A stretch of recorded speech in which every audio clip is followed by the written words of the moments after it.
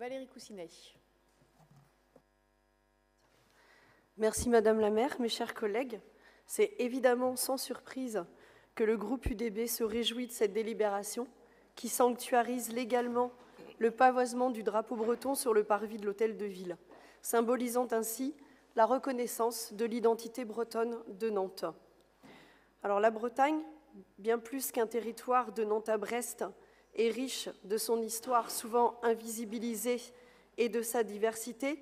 C'est aussi une terre de lutte. Et je citerai que 2 exemples parce qu'il y en aurait beaucoup à citer.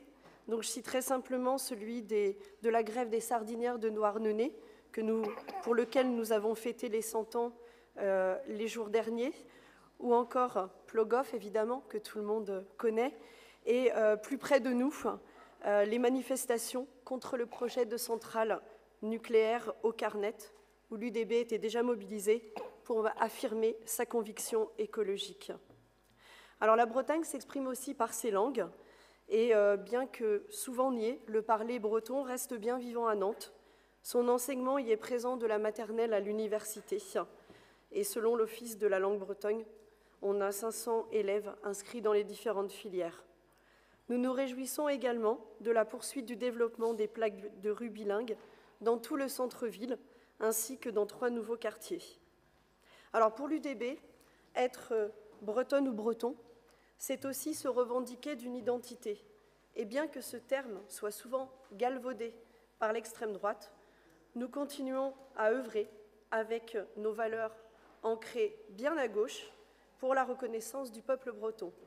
Car cette identité bretonne, nous la concevons inclusive, apaisée et ouverte à toutes les cultures. Pour terminer, la culture bretonne, elle aussi, est bien vivante à Nantes et sur le département.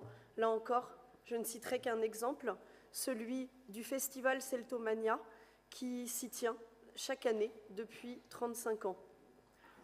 Enfin, nous sommes très heureux de l'annonce de la création du centre Quai-Jaden qui s'installera au rez-de-chaussée de la Tour de Bretagne. Ce lieu multidisciplinaire ouvert sur la ville a vocation à être un espace dynamique pour les acteurs et actrices économiques, culturels et artistiques du mouvement breton.